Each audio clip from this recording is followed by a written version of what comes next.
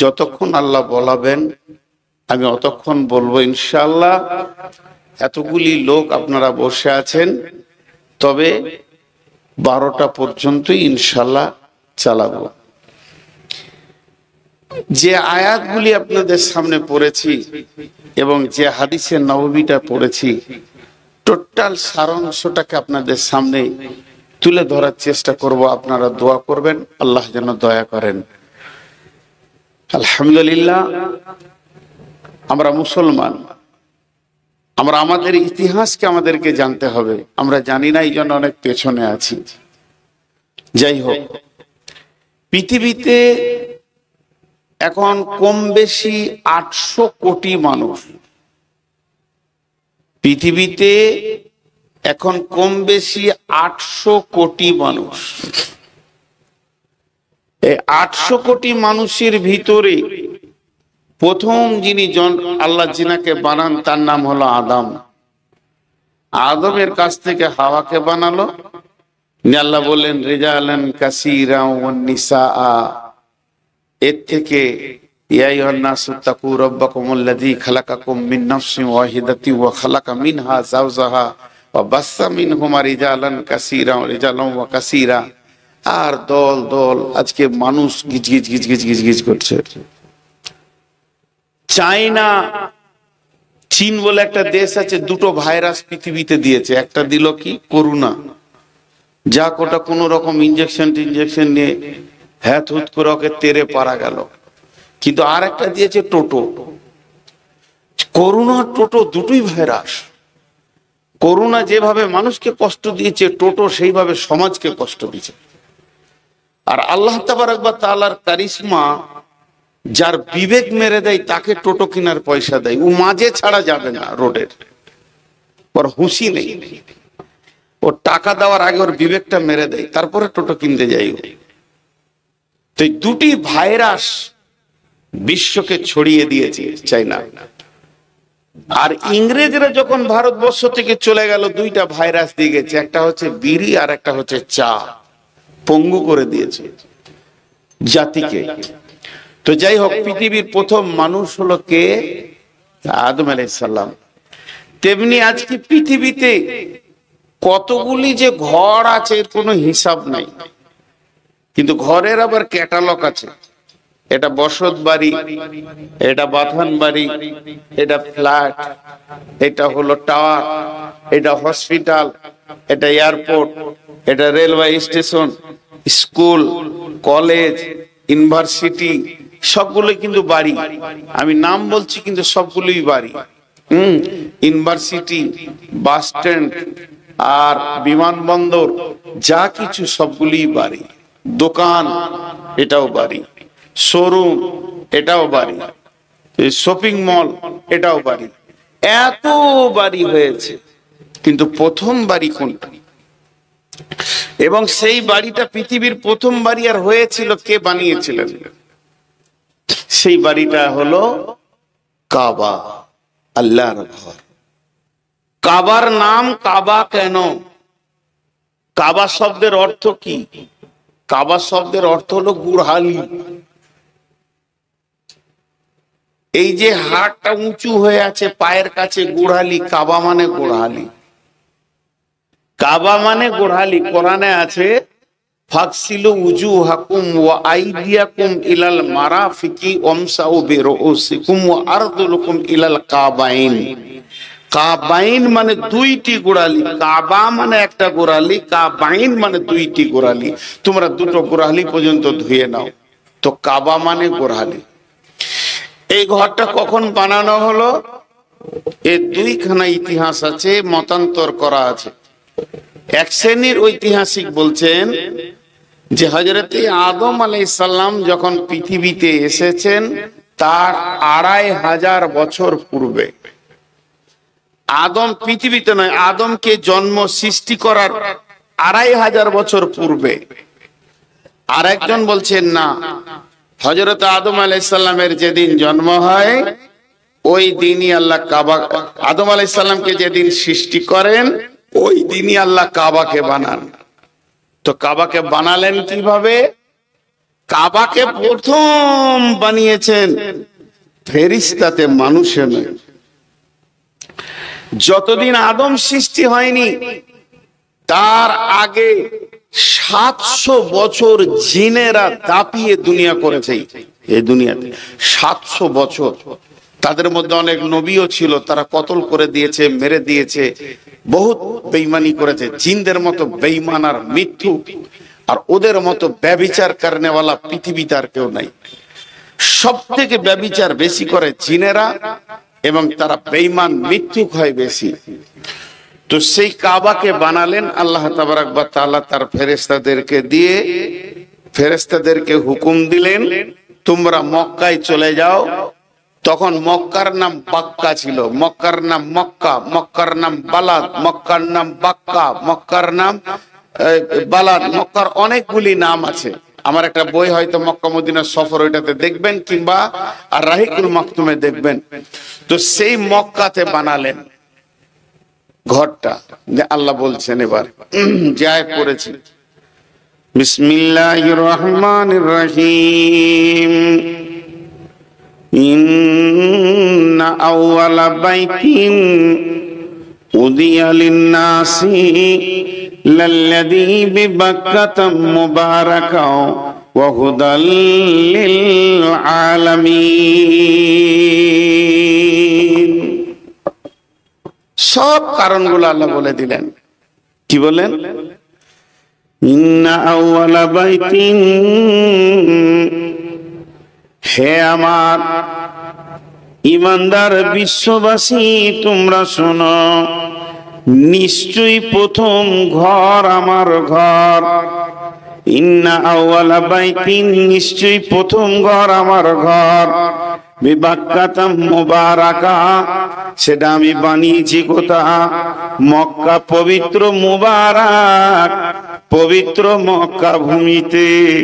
উজিয়া লিন-নাসি, ওই ঘরটা আমি বানিয়েছি মানুষের জন্য। ওয়া হুদাল লিল আলামিন, এবং সারা পৃথিবীর হেদায়েতের কেন্দ্রবিন্দু করেছি।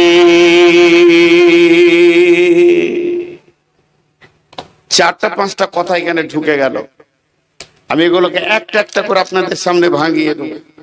প্রথম নম্বরে ঢুকলো ঘরটা প্রথম তৈরি।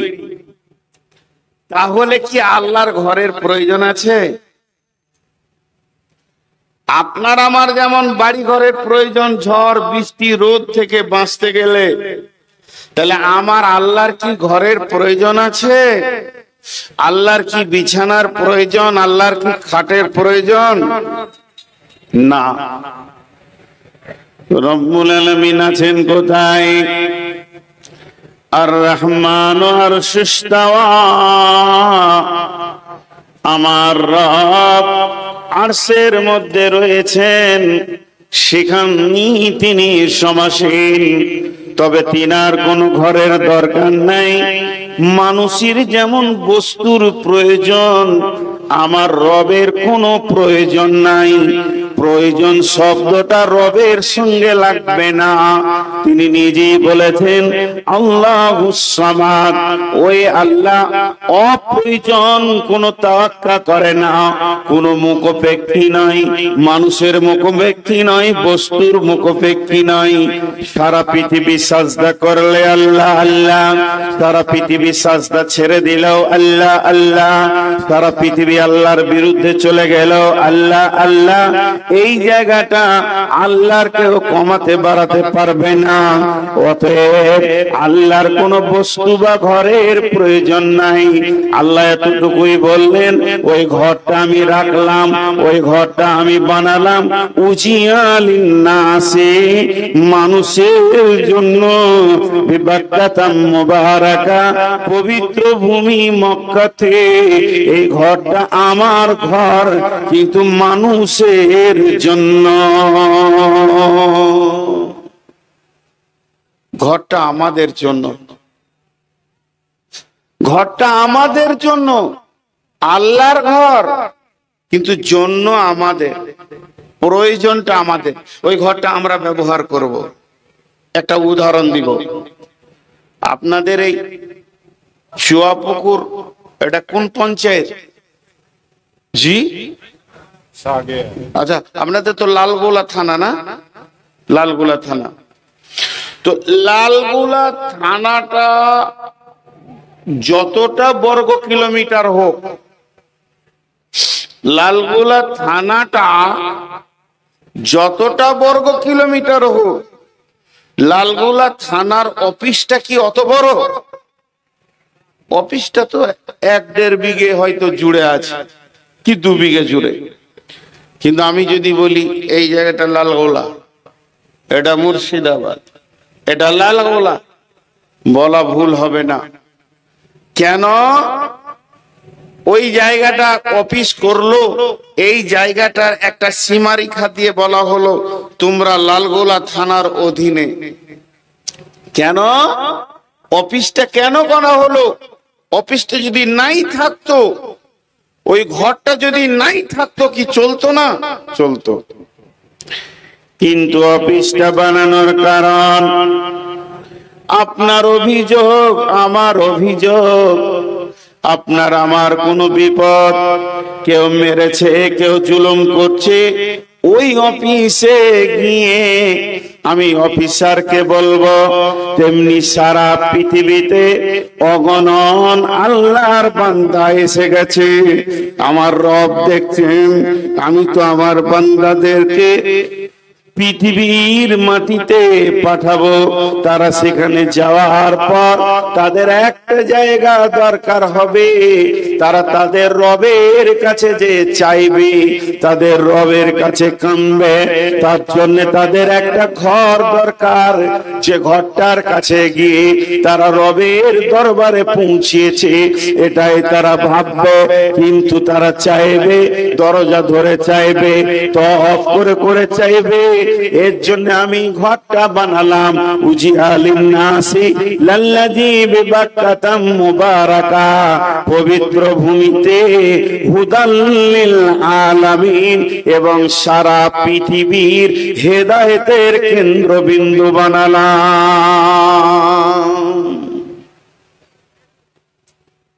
ছোট্ট একটা কথা বলে রাখছি, আমি জীবনে ফতোয়া দিই না, কিন্তু আমার এই ব্যক্তিগত ব্রেন থেকে একটা কথা বলে রাখছি, আমি যতটুকু উপলব্ধি পেয়েছি, খালি জেনে রাখবেন একটা কথা বলছি, সেটা মুখস্থ করেলেন, ব্রেনে ভরেলেন। কাবার যে মুসাল্লাটা আছে, কাবার যে মুসাল্লাটা আছে, ওই মুসাল্লায় যে ইমাম, কিয়ামত পর্যন্ত যত ইমাম আসবে, আল্লাহর রহমতে সহি আকীদার আসবে, আল্লাহর রহমতে সহি আকীদার আসবে। খালি একবার ফলো করবেন তিনি কেমন করে চলছেন। কেন?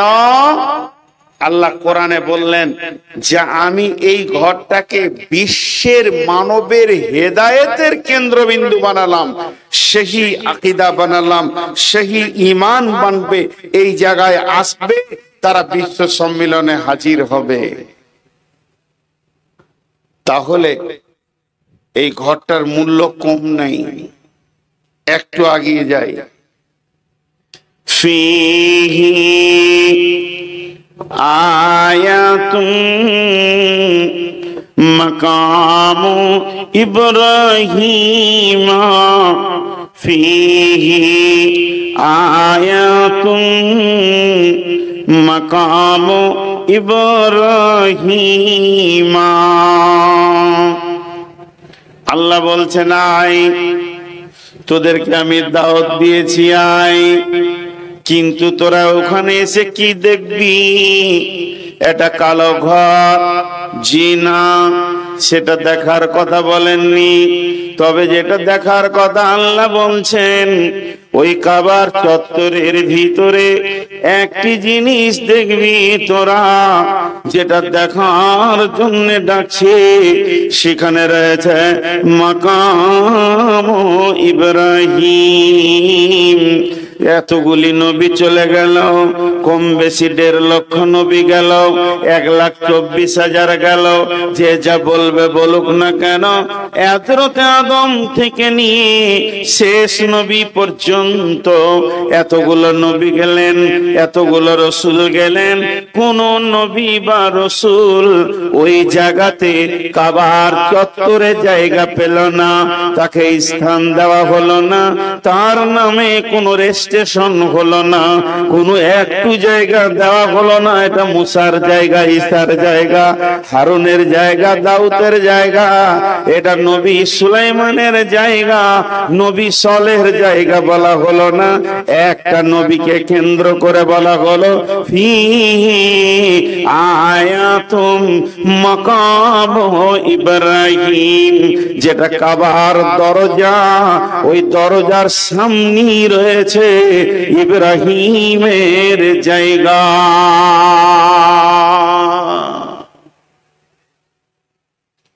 সেই দরজার সামনে রয়েছে ইব্রাহিমের জায়গা।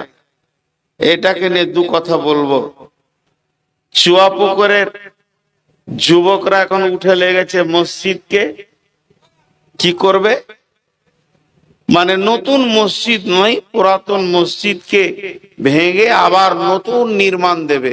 আলহামদুলিল্লাহ, ভালো কাজ, এবং এটা খুশির কাজ, এটা আনন্দের কাজ এবং নেকির কাজ, সব মিটে গেল। কিন্তু আমি যদি বলি চুয়াপুকুরের যুবকদেরকে জালসা বন্ধ করে দাও, টাকা লাগবে না, মসজিদটা আমি একা বানাবো, 2.5 কোটি টাকা দিয়ে 3খানা মসজিদ বানালাম, এটাও আমি বানিয়ে দিব, জায়গাটা মেপে দাও, আপনাদের মন মতো মসজিদ হবে, 2 তলা 3 তলা, যেমন যেমন চাইবেন হবে। কিন্তু শর্ত হচ্ছে একটা, যেটা ইমামের মেহরাব হবে, ওই মেহরাবের সামনে 5 কি 7 ফুট বাই 7 ফুট জায়গাটা আমার ব্যক্তিগত থাকবে। কেউ মেনে নিতে পারবে? কেউ মেনে নিতে পারবে? মুখ খুলেন, পারবে না। মসজিদের ভিতরে আপনার ব্যক্তিগত জায়গা কেন হবে? কাবা শরীফের মসজিদ যেটা হারাম, মসজিদে হারাম যাকে বলা হয়, এখানে আবার অন্য কথা বেরিয়ে চলে আসবে হারাম কেন বলা হচ্ছে। ওখানে অনেক কিছু আছে, বিষয় আছে, সেটা আজকে আমার বিষয় নয়, সময় থাকলে বলবো। তো কাবা শরীফের ওখানে গোল করে নামাজ হয়, তো বোঝানোর জন্য বলছি, টেবিলটা যদি কাবা শরীফ হয় তো গোল করে রাউন্ড দিয়ে শুরু হয়ে গেল কাতার। এই কাতার চলতে চলতে চলতে চলতে ধরেন 150-200 মিটার 300 মিটার চারিদিকে, আবার কোন দিকে বেশি আছে, কমও আছে। কেউ কেউ বলেন কতগুলো মানুষ একসঙ্গে ওপরে নিচে সিঁড়িতে যত জায়গায় মুসল্লা দেওয়া আছে, দাগ দেওয়া আছে, যতটা পরিমাণে বাইরে ভিতরে চত্বরে করে একসঙ্গে কতগুলি লোক নামাজ পড়তে পারবে। ওখানকার, এটা তো কোরআন হাদিসের কথা নয়, এটা ইঞ্জিনিয়ারদের কথা। ইঞ্জিনিয়ারদের কথা যে কতটা মসজিদটা বড়, 1 থেকে 1.5 কোটি লোক নামাজ পড়তে পারবে, 1 থেকে 1.5 কোটি লোক নামাজ পড়তে পারবে। আর ওই 1.5 কোটি, আমার আইডিয়াতে আমি বলছি, কাবাটা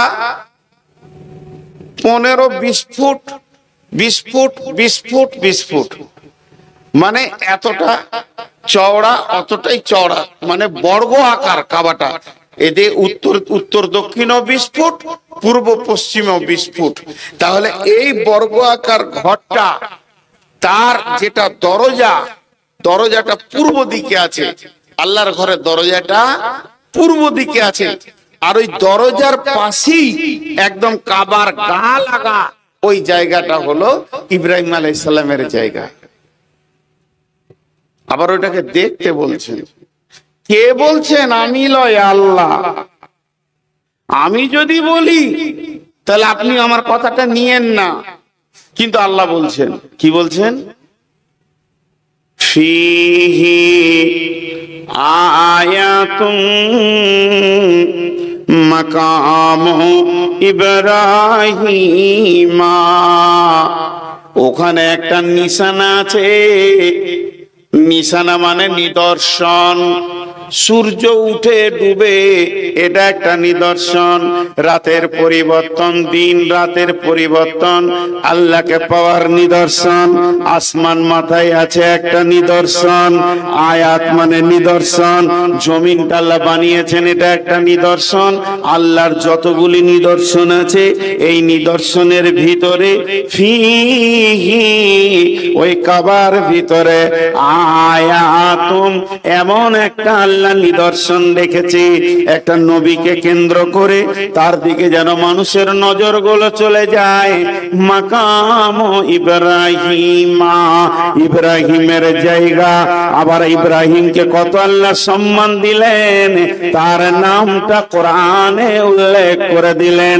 শুধু এই পর্যন্ত নয়, ইব্রাহিমের পদচিহ্ন একটা পাথরের উপরে উনি দাঁড়িয়ে কাবার তামির দিয়েছেন, কাবাকে গেঁথেছেন। যত কাবা উপরে উঠেছে আল্লাহর কুদরতে পাথর উঠেছে, সেই পাথরটা আজও কাবার চত্বরে আল্লাহ রেখে দিলেন। এটাও নিদর্শন, নিদর্শন। হে মসজিদ বানানেওয়ালা, হে মসজিদ মানেওয়ালা, হে মসজিদের তামির দেনেওয়ালা, একবার ইব্রাহিমের নিদর্শনের দিকে খেয়াল করো। আল্লাহ কত সম্মান বাড়ালেন। ফিহি আয়াতুম মাকাম ইব্রাহিম। ইব্রাহিম চলে গেলেন, ইসমাইল চলে গেলেন, সব নবী শেষ।